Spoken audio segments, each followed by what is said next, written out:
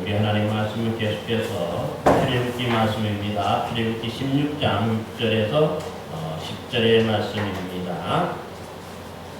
출애굽기 16장 6절에서 10절의 말씀입니다.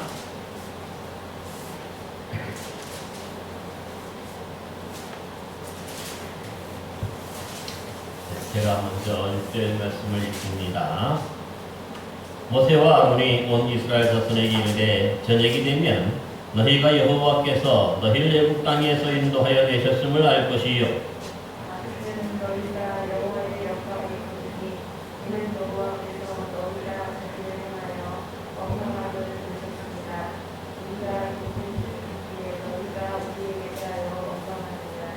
모세가 또 이르되 여호와께서 저녁에는 너희에게 고기를 주어 먹이시고 아침에는 떡으로 배불리시리니 이는 여호와께서 자기를 향하여 너희가 원망하는 그의 말을 들으셨습니다. 우리가 누구냐? 너희의 원망은 우리를 향하여 함이 아니요 여호와를 향하여 함이로다.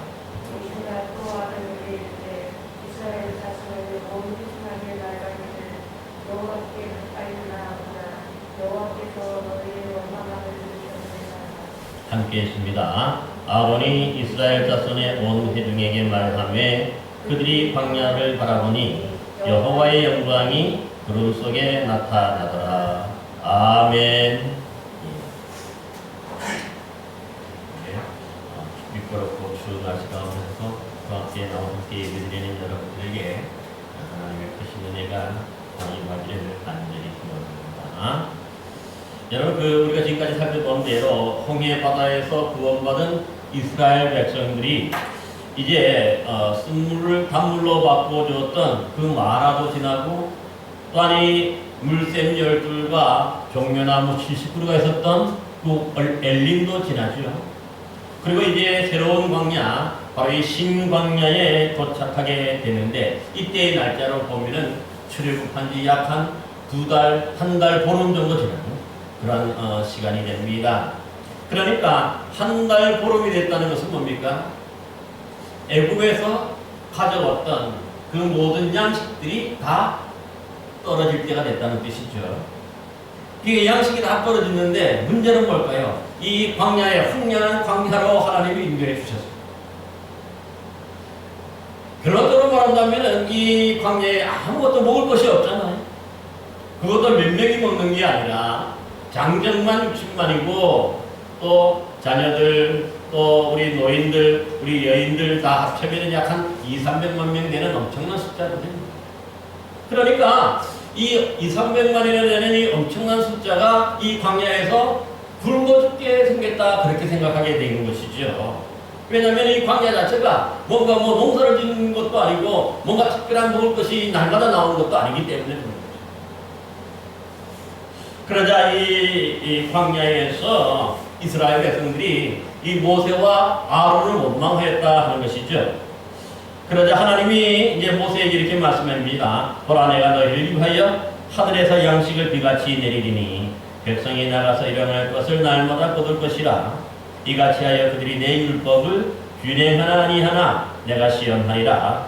6째 날에는 그들이 그 거둔 것을 준비할지니 날마다 거둔 것에 갑절이 되리라 말씀해 주셨습니다. 그러니까 여기 우리가 잘 봐야 될 게 뭐냐면 사실 하나님이 이 마라에 스물밖에 없다는 것들을 뻔히 알고 계시죠. 그런데 거기로 인도하신 뜻도 있다는 거죠.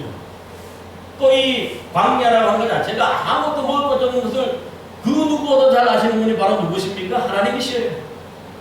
이걸 모르고 하나님이 쓴물만 있는 마라로 인도한 것도 아니고 또 이 아무것도 먹을 것이 없는 광야로 인도한 것도 아닙니다.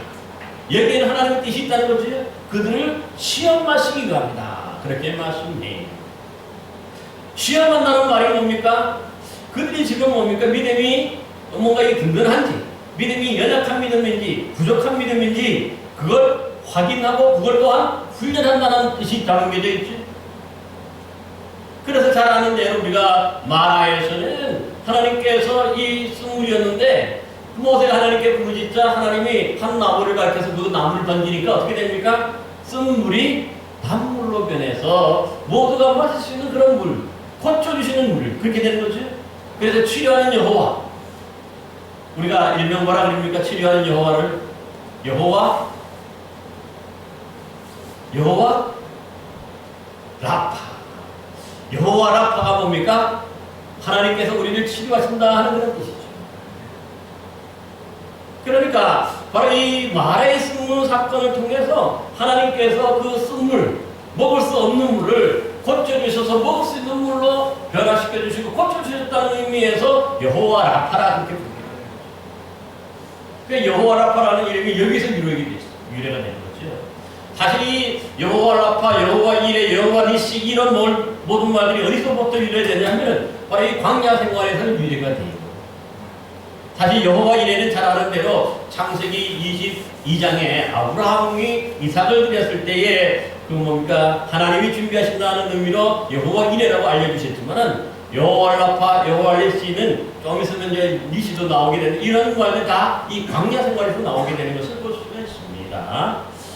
그래서 하나님이 이 광야에도 그들이 먹을 것이 없는 것을 인도하신 이유가 그들의 믿음, 부족한 믿음을 시험하고 그들을 연단하시기 위함임을 알 수가 있습니다. 그래서 불평하고 원망하지만 하나님이 어떤 계획을 가지고 계십니까? 하늘에서 먹을 양식을 비같이 내려주실 것을 이미 그들을 위해서 계획하고 계시잖아요. 그러니까 조금만 기다리면 하나님이 어련히 알아서 채워주시고 어련히 알아서 인도해 주시는데 그 며칠, 그 몇 시간을 못 참으니까 원망하게 되고 불평하게 되었던 것입니다. 특별히 이 일용할 양식은 알다시피 왜 하늘에서 하나님이 일용할 양식만 주셨다고 했습니까? 하나님이 그들이 그러니까 시험 여호와를 의지하는지 안 하는지 날마다 그들의 믿음을 시험하시기 즉 내일 것을 어떻게 합니까? 더 거두면 하루에 하루치만 거둬야 되는데 그게 일용할 양식이죠. 근데 이틀치를 거두면 어떻게 되는 거예요? 썩게 만드는 거예요. 버리게 만들고 냄새 나게 만들어서 못 먹게 만드셨죠. 그 이유가 뭘까요? 바로 그들이 시험하시기로. 왜냐하면 오늘도 이렇게 채워주셨으니까 이제 그 내일 되면 어떻습니까? 하나님이 약속대로 또 말씀대로 채워주실 것을 믿는 믿음이 생기는 거죠. 맨 처음에 아마 믿음이 없는 사람은 당연히 하루치 이상은 아마 열흘치, 뭐 한 달치를 한꺼번에 다 온 가족들이 많은 사람들 다 동원해가지고 1년치를 거둘 수도 있을 거예요. 그런데 하나님이 그렇게 많이 거둬놔도 뭡니까? 다음날에 나 썩게 만들면 하나도 못 먹게 만들어져. 그게 뭡니까? 믿음의 시험이지. 그러니까 이틀치를 거두지 말라는 거예요. 내일은 하나님이 내일 또다시 채워주실 그런 일용할 양식이 있기 때문에 이걸 믿으면 이틀치를 거둘 이유가 없는 거지. 그 믿음을 하나하나 시험하면서 그들 연단해야 하는 거예요. 훈련시켜야 하는 거죠. 하나님이 그래 처음 날은 실패하고 둘째 날도 실패한 사람이 있어요. 혹시. 그러나 거듭갈수록 또 채워주시잖아요. 근데 더 많이 거두면 또 뭡니까? 다 썩게 만들어 버리시잖아요. 그러니까 오늘 하루치만 거두면 되겠구나. 이게 믿음이죠. 오늘 하루 하나님이 주신 그 양식, 일용할 양식으로 살아갈 수 있게 하는 것, 그게 바로 믿음인 것을 볼 수가 있어요. 그런데 이틀치를 내리는 날이 있었죠. 바로 6째 날. 이날은 뭡니까? 7째 날이 안식일이기 때문에 안식일에는 그 어떤 노동도 하면 안 되겠죠. 그러니까 이 안식일에 완전히 쉴 수 있도록 이 6째 날에는 완전 이틀치를 거두게 해주셨어요. 그래서 이렇게 한 이유가 이런 각절의 분량을 주신 이유도 뭡니까? 그들을 시험하신 것을 분명하게 보여주는 거죠. 왜냐하면 6일 동안은 하루치만 거두는데 그러면은 뭡니까? 그래서 이틀치를 거두면 썩게 만들었는데 이상하게도 이 안식일 전날인 이 6째 날에는 이틀치를 거둬도 썩지 않게 하는 거. 그러니까 분명히 구분되지. 그러나 이것은 자연적인 역사가 아니. 자연적인 역사면 날마다 똑같이 내려야 되는 거죠. 그게 자연적인 역사죠.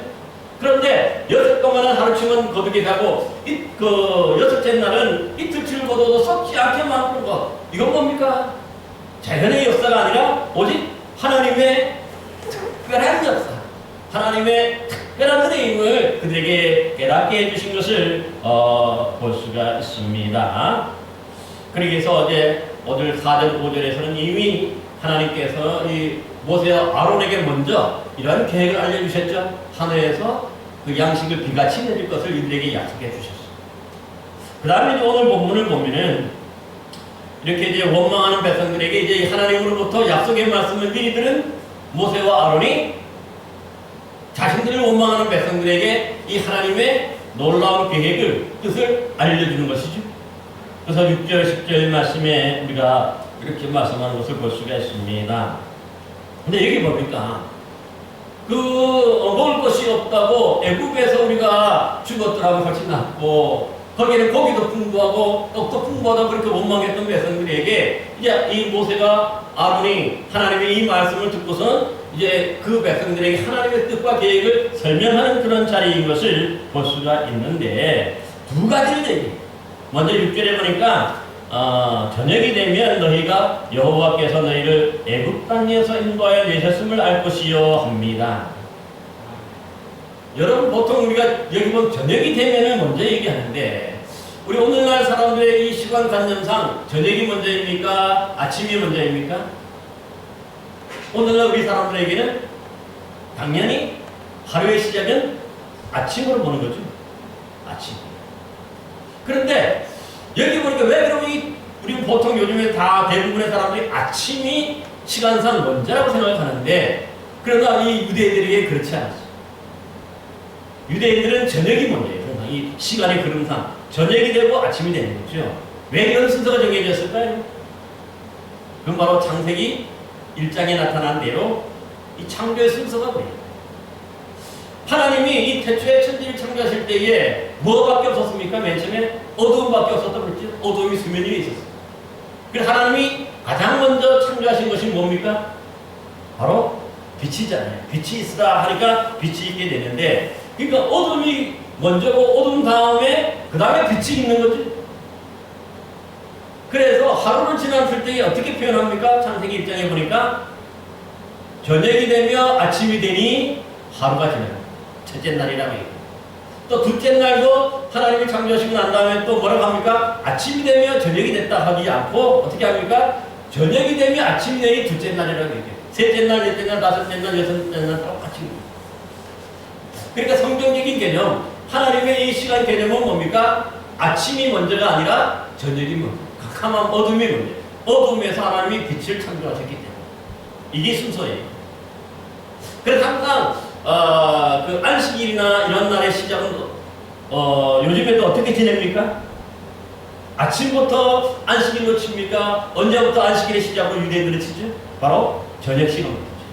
그래서 유월절도 예수님께서 그래서 이 유월절도 지낼 때 어떻습니까? 저녁에 먼저 이 유월절 저녁이 시작되니까 바로 이 유월절 저녁에 양을 잡아서 그 양고기를 먹고 양의 피를 바르고 하는 그런 행사를 하는 것도 볼 수가 있어요.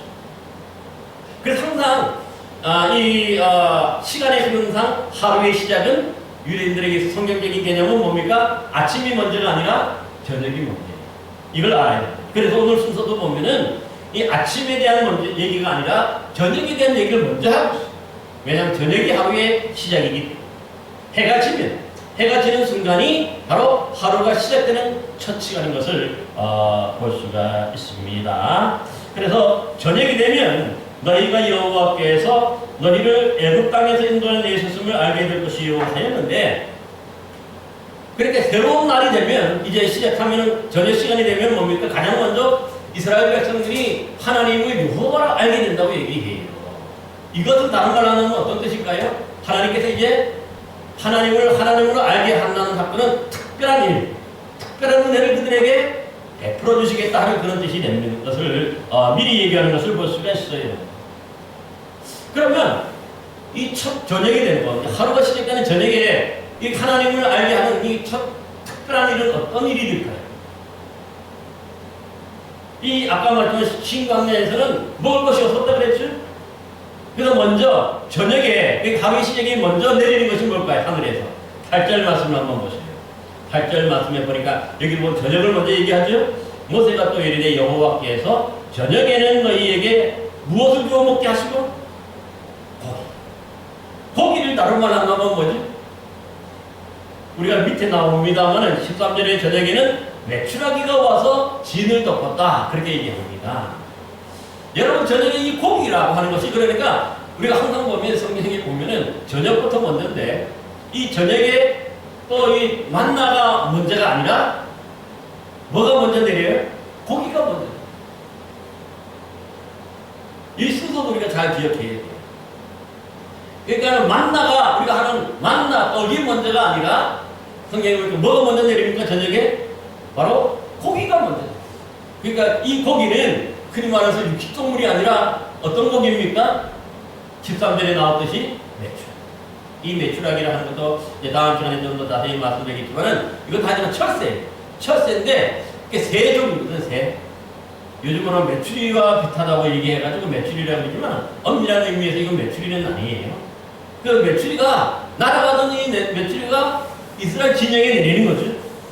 저녁마다. 그래서 그들에게 고기를 뭡니까? 배불리 먹게 한다. 그러니까 2, 300만 명 되는 엄청난 숫자. 지금의 이 대전시의 한 갑절이 되는 거죠. 지금 대전시가 한 150만 정도 되니까. 그게 어마어마한 숫자인데, 이런 사람들이 고기를 배불리만큼 막 내린다 할 때 그 양이 여러분 한번 상상을 해보셨습니까? 이거는 우리가 상상이 안 되는 거예요.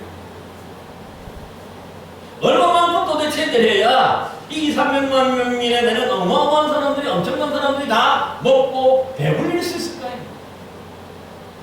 특별히 오늘날은 뭐 고기를 먹을 때는 보면 다른 것도 곁들여 먹죠. 채소도 뭘 곁들여 먹고 뭘도 곁들여 먹는데, 이때로 보니까 뭡니까? 채소나 그런 게 없죠, 광야에? 이 새가 떨어지는데 이 새 고기를 먹게 되는 것을 볼 수가 있어요. 그러니까 이것은 뭡니까? 보통 인간의 어떤 합리적인 생각이나 이성적인 생각으로는 이 불가능한 일들이죠. 이건 도저히 있을 수가 없는 일이에요. 그래서 그렇지만 하나님이 역사하시니까 어떻게 돼요? 이 불가능한 일, 아예 이루어질 수가 없다는 이런 일들이 일어나게 되고 역사하는 줄로 믿습니다. 하나님이 역사하시니까. 왜냐하면 이 메추라기만 우리가 믿습니까? 아니죠. 이미 홍해 바다에서 이미 경험했죠. 완전히 그들이 앞에 홍해가 바다가 가로막고 있고 뒤에는 애국 군대가 이게 뒤쳐 쳐오고 있을 때 길이 전혀 없었잖아요. 오도 가도 못하고 완전히 막혔는데, 갇혔는데, 하나님이 그들에게 내신 방법은 뭡니까? 우리들이 상상하지도 못했던 방법인 강력한 동풍이 그 홍해바다에 불게 해가지고 물길이 갈라지게 하고, 또 진퍼증이 완전히 딱딱하게 굴어서 마른 땅이 되어서 거기를 뭡니까? 고속도로 아스팔트처럼 걸어가게 돼요. 이게 하나님의 역사죠. 근데 그 역사가 또 일어나게 돼요.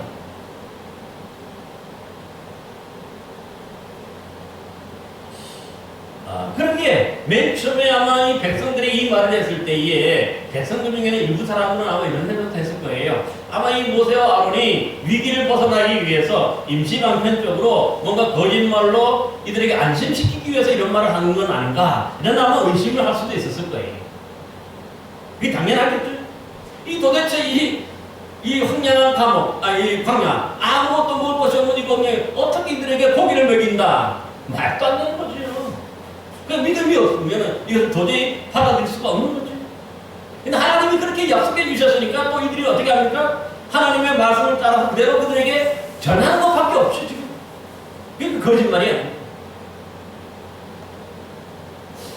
또 한 가지 오늘 본문에 보시기 바랍니다. 또 이 저녁이 되면 이렇게 특별한 역사임으로써 고기를 먹게 해주셨는데, 충분히 배불릴 만큼 먹게 했는데, 또 7절에 보니까 아침에는, 또 이번엔 아침이 나오죠? 아침에는 뭐라고 말합니까? 7절 말씀에 보면 아침에는 너희가 여호와의 영광을 보리라, 그렇게 얘기해요. 그러니까 이것은 저녁에 이어진 말씀, 6절에서 저녁에 이어진 말씀이죠. 7절에 이 아침이 되니까 아침에는 하나님의 영광을 보게 될 것이라고 예고하고 있는데, 이건 무슨 뜻일까요? 고기를 통해서, 저녁이 되면 고기를 통해서 하나님이 하나님이심을 알게 되고, 아침에는 또 뭡니까? 또 여호와의 영광을 보게 될 것이라 하는데, 이건 무슨 뜻일까요? 이거는 뭡니까? 알게 된다는 말, 하나님을 알게 된다는 말과 말에 더 한층 더 나아가서 한층 더 의미가 깊은 여호와의 영광이라고 말합니다. 비슷하지만 더 강화된 그런 의미인 것을 볼 수가 있어요. 그래서 10절 말씀에도 보면은 아론이 이스라엘 자손의 온 회중에게 하나님의 이 말씀 그대로 전하게 되자 그들이 광야를 바라보니 여호와의 영광이 어디에 나타났다고 합니까? 구름 속에 나타났다고 얘기해요. 그러니까 이렇듯 뭔가 그들에게 아침에는 여호와의 영광을 볼 수 있고 또 여호와의 영광이 그들에게 나타난다고 분명히 말씀하는 것을 볼 수가 있습니다. 그러니까 지금 아침에는 저녁에는 고기로 먹였지만 그럼 아침에는 어떻게 하나님의 영광이 볼 수 있고 영광이 나타날까요? 여기 8절 말씀 또 한번 보세요. 저녁에는 너희에게 고기를 주어 먹이시고 아침에는 뭘로 배부리신다고 얘기합니까? 떡. 이 떡이 뭐죠? 바로 13절에 보니까 아침에는 이슬이 진주 지면에 있더니 거기에 뭡니까? 이슬이 맺힌 것처럼 이게 하얀 게 있는데 이게 바로 뭐냐면 떡이라고 얘기해요. 이걸 뭡니까? 맨 처음에 뭔지 몰라가지고 이게 뭐냐? 백성들이 다 그렇게 질문했는데 거기서 뭐냐면 만나라고 하는 그런 말이 있습니다. 여기에 대해서는 이게 다음 시간에 다시 한번 이게 자세히 좀 말씀을 드리려고 합니다.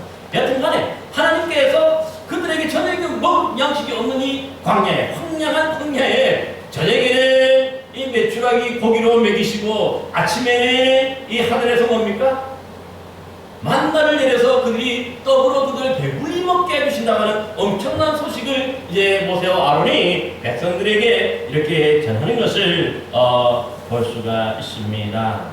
근데 여기서 중요한 게 뭐냐면은 맨 처음에 하나님을 알게 된다는 말에서 아침에는 하나님의 영광을 보고 영광을 또 그들이 볼 수가 있게 되게 한다 하는 그런 말씀인 것을 볼 수가 있는데 여러분 성경에서 이 여호와의 영광이라 하는 말이 나타날 때 사용할 때는요 어떤 때 주로 사용됩니까? 사실 그냥 평범한 일에 하나님의 영광이라고 얘기하지는 않아요. 이 여호와의 영광이라 할 때는 이 어떤 뜻이냐면 하나님께서 바라는 그 빛이 아주 강렬하여서 다른 어떤 인간적이고 다른 어떤 세상적인 것들이 전혀 보이지 않고 오직 하나님만 보여요. 이게 바로 하나님의 영광이라고 그렇게 표현을 해요. 그러니까 다른 말로 한다면 이제 하나님의 영광이 나타나면 사실 그 인간적인 것, 세상적인 것은 다 보이지 않는다. 그 어떤 것과 견딜 수도 없다는, 견딜 수가 없다. 비교할 수가 없는 거죠. 하나님만의 특별한 그런 것들이 이렇게 알게 되고 모두가 다 그 하나님 앞에 이 영광을 보게 된다. 그렇게 말하는 거죠. 그러니까 이 저녁에는 메추라기가 내려서 하나님을 알게 되고 아침에는 이 만나가 내려서 그들이 만나를 먹음으로써 하나님의 영광을 그러니까 이 만나와 메추라기와 만나는 뭡니까? 하나님의 영광이라고 하는 것을 우리가 알아야 돼요. 그러니까 이 메추라기와 이 만나는 인간적이고 세상적으로 어떻게 만들어진 게 아니라는 뜻이죠. 100% 전적으로 누가 그들에게 주시는 거예요? 오직 하나님이 그들에게 공급하시고 그들에게 채워주시는 특별한 음식인 것을 가르쳐서 바로 하나님의 영광이라 그렇게 표현하는 것을 볼 수가 있습니다. 여러분 이 하나님의 영광에 대해서 좀 더 우리가 알려면은요 또 출애굽기 40장 말미를 보면 되는데 이 출애굽기 40장에 보면 어떤 내용이냐면은 시내 산에서 모세가 하나님으로부터 받았던 그 성막 있죠 모양을 거기 또 이렇게 또 안에 있는 모든 기구들 이런 것들을 다 완성을 해요. 여호와의 명령대로 완성을 합니다. 완성을 하고 그러자 이 회막이 세워지죠. 성막이 세워지죠. 그래서 특별한 일이 나타나는데 이때 하나님의 영광이 구름 속에 그들에게 나타납니다. 그 충만한 이 성막입니다.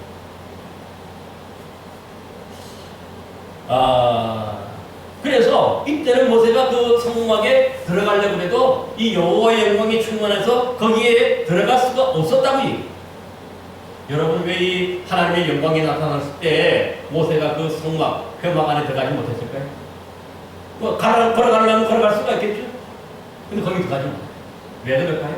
하나님의 영광이 나타나는데 모세 인간이 거기 들어가면 인간적인 요소가 하나님의 영광을 침범하게 되는 거죠. 그래서 성경에 보면은 하나님의 영광이 충만한데 거기 인간적인 것들이 개입이 되고 세속적인 것들이 개입되면 어떻게 됩니까? 그 신성 모독이 됩니다. 하나님을 모독하는 일이 됩니다. 그래서 죽을 수도 있는 거죠.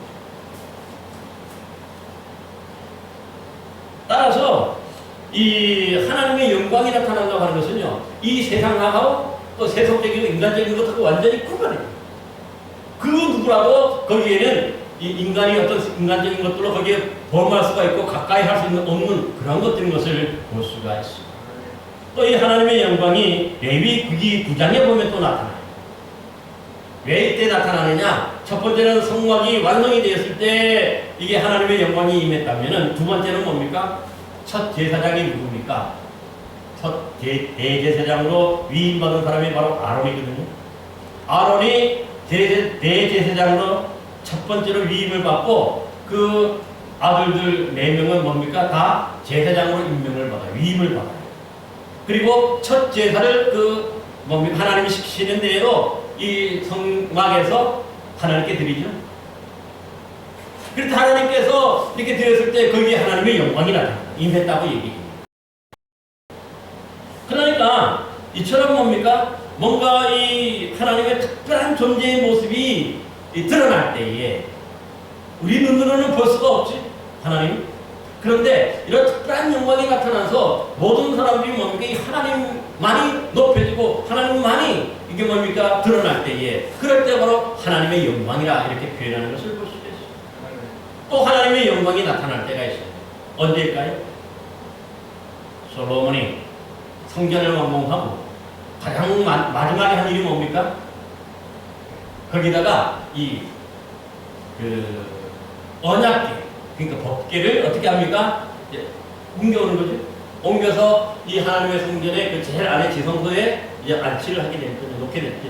그러니까 그때에 또 하나님의 영광이, 이처럼 뭔가 하나님의 특별한 일들이 있을 때에 이렇게 나타나면 그때는 사람들이 거기에 가까이 갈 수가 없어요. 이것이 바로 성전이고 그런 거예요. 문제는 뭘까요? 이 에스겔 시대에 오면은, 이 에스겔 시대가 언제냐 하면은 바로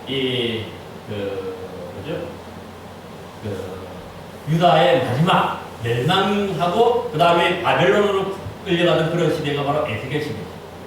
에스겔 예언자가 왔죠. 그런데 놀라운 일이 뭐냐면, 이 에스겔이 어떤 예언을 했냐면은, 이제 하나님의 영광으로 가득 차 있는 성전이 우상 숭배로 더럽혀지고, 사람들이 뭡니까? 온갖 이 성전벽에다가 다른 어떤 뭡니까? 벌레들의 모양, 곤충들의 모양을 그리고 그들에게 경배하고 막 합니다. 그래서 거기에 이 하나님의 성전의 영광이 가득해야 되는데, 영광이 가득한 이 하나님의 성전에 이렇게 인간적이고 세상적인 것들로 채워지고 더럽혀지니까 어떻게 됩니까? 거기 보니까 하나님의 영광이 성전 문지방을 떠난다. 그래서 보좌의 그룹으로 올라가셨다는 얘기입니다.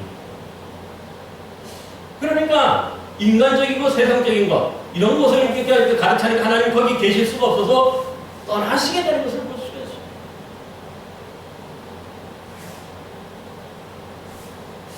여러분, 그래서 우리가 이렇게 보면, 성경을 보면 그 이후에 하나님의 영광이 다시, 이제 에스겔은 마지막에 회복이 될 때 그 하나님의 영광이 다시 임하게 되는, 성전에 임하게 되는 것을, 들어오시게 되는 것을 우리가 이제 에스겔의 마지막 정도에서 우리가 볼 수가 있는 것이죠.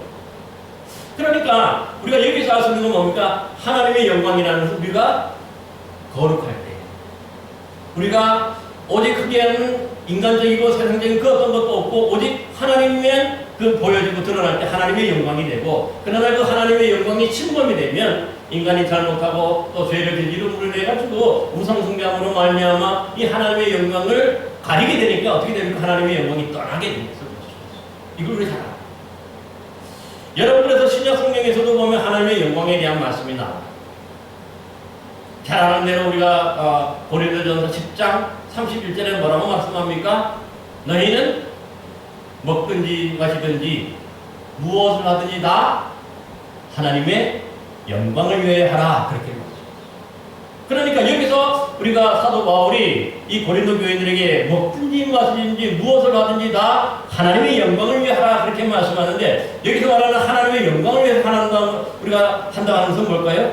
인간적이고 개인적인 어떤 것들을 드러내는 것이 아니에요. 세속적인 것들이 드러나면 안 되는 거죠. 이 모든 것을 우리가 하지만 그 속에서 하나님이 하시고 하나님만이 보여주고 하나님만이 경배받으시는 그러한 장소가 뭐냐면 우리의 영광의 자리가 되는 것을 볼 수가 있습니다. 그런데 이 고린도 교회들은 이 하나님의 영광이 임하지 않았다는 거죠. 따라하게만 싸우고 다투고 또 교만하게 구르고 또 은사를 자랑하고 뭐 또 성찬의 문제 또 여자들이 두건을 쓰는 문제부터 저기 해가지고 여러 가지 뭐 많은 그런 문제들이 있고 또 우상의 제물을 먹는 문제라든가 또 이런 모든 문제들이 많았어요. 또 성찬의 문제도 있고 그러다 보니까 서로 이게 아웅다웅 싸우고 하니까 거기에 뭡니까 하나님의 영광이 임할 수가 없지. 그 하나님의 영광이 떠나는 거예요. 그래서 당부하는 게 뭐냐면 사도 바울이 하나님의 영광이 떠나지 않게 하기 위해서는 너희가 먼저 거룩해야 돼. 그러기에 오늘 우리도 이렇처럼 뭔가 이 만나와 메추라기를 내리실 것을 그들에게 예언하면서 하나님의 영광을 보게 된다고 분명히 말씀하는데요. 오늘 우리 신앙에 똑같습니다. 오늘 우리의 신앙인들도 사실은 하나님이 우리에게 공급해 주신 이런 것들이 특별한 것임을 알아요. 그래서 거기에 뭡니까? 어떤 인간적이고 또 세상적인 것들을 드러내면 안 되고 오직 하나님만 드러내고 하나님만 영광 받을 수 있도록 우리가 힘써야 할 줄로 믿습니다. 그래서 우리와 저와 여러분 모두도 그래서 우리 천안 선한목교회를 통해서도 바로 이렇게 하나님의 영광만 드러나고 또 보여지는 귀하고 복된 교회 되기를 간절히 기원합니다. 이제 본문 7절 하반절 말씀을 한번 좀 보시기 바랍니다. 예. 한번 제가 읽겠습니다. 이는 여호와께서 너희가 자기를 향하여 원망함을 들으셨습니다. 우리가 누구이기에 너희가 우리에 대하여 원망하느냐? 또 8절 하반절에 보면 또 보시기 바랍니다. 이는 여호와께서 자기를 향하여 너희가 원망하는 그 말을 들으셨습니다. 우리가 누구냐? 너희의 원망은 우리를 향하여 함이 아니요 여호와를 향하여 함이로다 말씀하였고요. 또 9절 말씀에도 또 보시기 바랍니다. 모세가 또 아론에게 이르되 이스라엘 자손의 온 회중에게 말하기를 여호와께 가까이 나오라 여호와께서 너희의 원망함을 들으셨으니라 하라 말씀하고 있습니다. 그러니까 이 7절, 8절, 9절에 계속해서 반복하는 말이 뭡니까? 너희들이 원망하는 것은 우리를 향하여 하는 것이 아니라 하나님을 향한 원망이고 그 하나님을 향해 원망했다 3번씩이나 거듭 반복해서 말합니다. 여러분, 사실 이 본문 우리가 이제 16장 2절, 3절에 보면 특별히 2절에도 보면 이렇게 얘기하죠. 이스라엘 자손 온 회중이 그 광야에서 모세와 아론을 원망했다고 얘기해요. 떡이 없고 고기가 없다고. 사실 모세와 아론을 원망했지 하나님을 향해서 원망하는 말은 없었어요. 그죠? 근데 여기서 지금 모세와 아론은 뭐라고 얘기하는 겁니까? 너희가 우리를 원망한 것, 모세와 아론을 원망한 것이 곧 하나님께 대한 원망이라고 얘기해요. 왜 그럴까요? 그 이유가 뭐냐? 사실 이스라엘 백성들이 모세와 아론은 누구의 종입니까? 하나님의 종이죠. 그러니까 모세와 아론은 적어도 누가 시킨 대로 하는 사람입니까? 하나님이 시키는 대로 하는 하나님의 종이었어요. 그러니까 지금 이 광야로 먹을 것이 없는 광야를 인도한 것도 모세와 아론입니까? 누가 인도한 겁니까? 하나님이 그들을 인도해 주셨어요. 특별히 여러분이 광야를 인도할 때에 그 홍해바다를 건너기 직전부터 뭡니까? 하나님이 그들에게 무엇으로 나타나셨어요? 불기둥, 구름기둥으로 나타나셔서 그들을 직접 인도해 가셨죠. 그런데 하나님이 직접 이 모든 것들, 이 어려운 상황, 마라로도 인도해 주셨고 지금 신광야로도 인도해 주신 거죠. 그러니까 모세와 아론은 하나님의 종으로서 하나님이 시키는 대로 그들에게 전했을 뿐이거든요. 모든 일은 다 누가 하셨어요? 하나님이 직접 하신 거죠. 그런데 이런 하나님이 직접 하신 일에 대해서 그들의 하나님의 대행자로 보였던 모세와 아론을 원망한 것은 결국은 누구에 대한 원망입니까? 하나님에 대한 원망이 틀림없지. 차라리 차마 정말 하나님에 대해서는 뭡니까? 불평하고 원망할 수가 없으니까 대신 누구의 원망한 걸 바로 하나님을 대신하는 모세와 아론을 원망했던 거죠. 그런데 여기서 이 아론과 모세가 분명히 말하는 건 뭡니까? 우리를 향한 원망이 아니라 이것은 곧 하나님을 향한 원망이라고 분명히 밝힙니다. 그게 불신앙이기 때문에, 하나님에 대한 불신앙이 있기 때문에 원망하는 것이, 하나님을 믿고 하나님의 또 계획하신 이런 뜻을 알았다면 그들이 원망하지 않았겠죠. 이 하나님의 뜻을 모르니까, 불신앙이 있으니까, 이게 두려우니까, 앞으로 당장에 굶어 죽을 수 있다고 생각하니까, 인간적으로 생각하니까 그만 이 뭡니까? 하나님에 대한 불신앙이 생겨서 원망하게 되는 것을 볼 수가 있는 것이죠. 여기서 우리가 분명히 해야 될 것은요, 사실 이 모세와 아론은 하나님의 종이, 그래서 종이라 하는 것은 우리가 어떤 일을 하는 사람입니까? 자기 마음대로 하는 사람들이 아니라 하나님이 그 명령권자가 주인이 시키는 대로 하는 사람이 바로 종이죠. 종에게는 자유가 없어요. 주인이 시키는 대로 하라면 해야 되는 것이 바로 종이죠.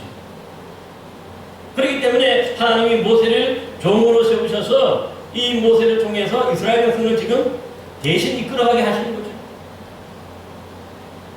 그러기에 이 하나님의 종이라 할 때 모세는 하나님 앞에서는 종이 맞지만, 하나님이 시킨 대로 하는 종이 맞지만, 그러나 이스라엘 백성들에게는 종일까요? 이스라엘 백성들에게 결코 종이 아니에요. 이스라엘 백성들은 적어도 누굽니까? 그들을 지금 인도해 나가는 하나님을 대신하는 지도자고 또 인도자예요. 그러기에 어떻게 보면은 이 인도자, 지도자 되는 모세를 원망하고 아론을 원망하는 것, 하나님은 그래서 원망하는 거죠. 하나님 외에는 그들에게 그대로 시켰기 때문에 그들은 순종한 것밖에 없죠. 그래서 이 하나님의 종이라고 생각하고 업신여기고 이렇게 하다가 결국 이스라엘 백성들이 크게 망하고 또 큰 진노와 벌도 받게 되는 것도 볼 수가 있어요. 여러분 그 민수기 12장에 보면은 모세가 이 구스 여자를 취하였다 그렇게 얘기를 해요. 여러분 이 구스 여자가 누구냐면은 지금으로 말한다면 아프리카 북쪽 쪽에 있는 그 이디오피아 출신의 여자라는 뜻이에요. 그러니까 사실 이 여자를 취했다는 것은 뭐 이 여자와 결혼했다는 뜻이죠. 그런데 여러분 잘 아는 대로 이 모세의 원래 아내는 누굽니까? 미디안 제사장의 딸 십보라예요. 이 십보라고 그 다음에 거기서 이미 아들 게르손과 엘리에셀도 낳았어요. 그래서 애굽으로 사실 이 내 백성을 인도해내라 하는 그런 하나님의 말씀을 듣고 애굽으로 올 때 같이 왔었어요. 같이 오다가 십보라가 뭡니까? 또 이 할례 때문에 이 여호와의 사자가 모세를 죽이려고 하다가 그 뭡니까? 돌칼로 할례를 행함으로써 또 그들을 살려주게 되는 것도 볼 수가 있는 거죠. 처음에는 사실이 그러니까 십보라나 그 두 아들과 함께 동행이 했는데 어느 순간에 보면은 이 십보라와 두 아들이 없어요. 기록이 없어요. 그래서 18장에 가면 거기에 보면은 이 출애굽기 18장에 가면은 이드로가 나중에 모세를 방문하거든요. 그때 뭐냐면은 또다시 그 안에 원래 안에 있던 십보라와 두 아들 게르손과 엘리에셀을 데리고 가요. 그러니까 이게 한동안 이 모세는 아내 십보라로 떨어져 있었고 두 아들 가족들과 떨어져서 이스라엘 백성들을 이끌고 가고 있는 것을 볼 수가 있는 거죠. 그러니까 뭐 방문에 좀 적적했는지 모세가 그만이 뭡니까 이 구스 여자를 그래서 이제 맞아서 세장가 가게 된 거죠. 근데 이것을 두고 문제가 뭘까요? 이 그러니까 어떻게 보면은 구스 여자로 갈 때에 유대인이 아니죠. 그러니까 이방 여자와 이 모세가 결혼을 한 거예요. 그러자 이 유대인이 가장 싫어하는 이방인과 결혼했다고 누가 비방합니까? 이 18장의 말씀을 미리 보면 이 누이 미리암과 형 아론이 이 모세를 비방합니다. 그렇게 보면 민수기의 민수기 12장에 보면은 어떻게 원망하냐면은 우리도 하나님의 말씀을 똑같이 듣는 자 그렇게. 그래서 성경에 우리가 15장에 살펴봤지만은 모세의 누이 미리암을 여선지자라고 불렀어요. 아론은 누굽니까? 또 모세를 대변하는 대변인을 세웠죠. 그러니까 모세와 모세의 누이 미리암과 모세의 형 아론이 함께 사실 세 명이서 이스라엘의 지도부를 이루었던 거예요. 근데 이 모세가 좀 계속해서 잘했으면 좋은데 그만 이 인간적으로 그러니까 유대인들이 가장 싫어하는 이 구스예를 취하고 이러다 보니까는 이 모세와 이 미리암이 아론과 미리암이 그만 이 모세를 막 원망하고 비방하고 사실 형제면 그 누구보다도 어떻게 보면 감싸줄 수도 있고 가족이면 어떻게 보면 가장 감싸줘야 되는데 이걸 뭡니까? 공개해서 이스라엘 백성들에게 문제가 되게 됐던 것을 볼 수가 있어요. 근데 이 결과가 중요해요.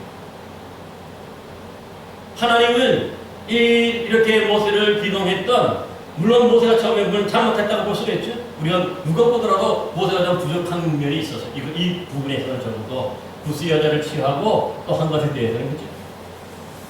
근데 하나님은요 이 모세를 원망하거나 모세에 대해서 육적 언급이 없어. 대신에 이 모세를 원망하고 비방했던 누이 미리암에게는 어떤 일이 벌어집니까? 나병, 문둥병자가 되겠죠.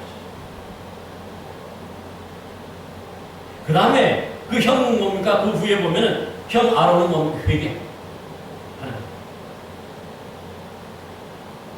그래서 이 회개하고 그러자 이제 7일 후에 다시 원상복귀 시켜주면서 다시는 이제 이런 일들 하지 말라고 하는 경고 차원에서 그렇게 하는 것을 볼 수가 있는데 그러니까 자기들과 하나님과 대화하고 자기들과 똑같은 하나님께 계시를 받는 자라는 그런 생각에서 모세의 어떤 이런 잘못과 부족함을 지적했다가 그들 모두가 이렇게 하나님께 큰 진노를 받게 되는 것을 우리가 기억하는데 왜 이런 일들이 이렇게 하나님 하실까요? 왜 잘못한 모세를 가만두시고 오히려 그것을 비방하고 원망했던 미리암과 이 아론에게만 이런 뭡니까? 문둥병이 생기는 그런 일들을 벌을 내리시는 것을 볼 수가 있어요. 이것은 뭡니까? 모세는 하나님이 그래서 세운 종이고 그래서 모세가 잘못한 것은 하나님이 모세를 직접 심판해요. 그 예를 우리가 어떻게 알 수 있습니까? 여러분 잘 아는 대로 모세가 참 이 40년 동안 얼마나 고생했습니까? 그런데 가나안 땅에 들어가지 못하죠. 왜 들어가지 못했지? 우리 앞으로 살펴보겠지만 이 무리바 물 사건에서 그 거룩함이 임했는데 모세가 하나님의 거룩함을 나타내지 않았어요. 내가 이 방석에서 물을 내겠다. 그러면서 하나님의 그 영광을 가리게 됩니다. 이 일을 때문에 모세도 이 가나안 땅에 약속의 땅 가나안 땅에 들어가지 못해. 하나님이 그렇게 하고 이 건너편 느보산에서 죽게 합니다. 아론도 마찬가지. 아론도 거기서 결국 뭡니까? 거기서 죽어. 가나안 땅에 들어가지 못하고 또 죽게 되는 것도 볼 수가 있어요. 그러니까 주의 종이 혹시 잘못했을 때 여기 보면 하나님이 직접 그렇게 거기에 대해서는 뭡니까? 결과적으로 하나님이 심판하시는 거지 사람이 이렇게 저래 얘기하면 안 된다 하는 것을 분명히 보여줍니다. 앞으로 이것들이 더 자주 보여줘요. 고라 일당의 반역 때도 똑같았어요. 그때 이 고라 일당이 반역을 했을 때 왜 반역을 하냐면은 이스라엘 같은데 다른 집파 사람들이 그 제사장을 누구만 하도록 하나님이 시켰습니까? 레위 지파만 제사장을 하게 만들었잖아요.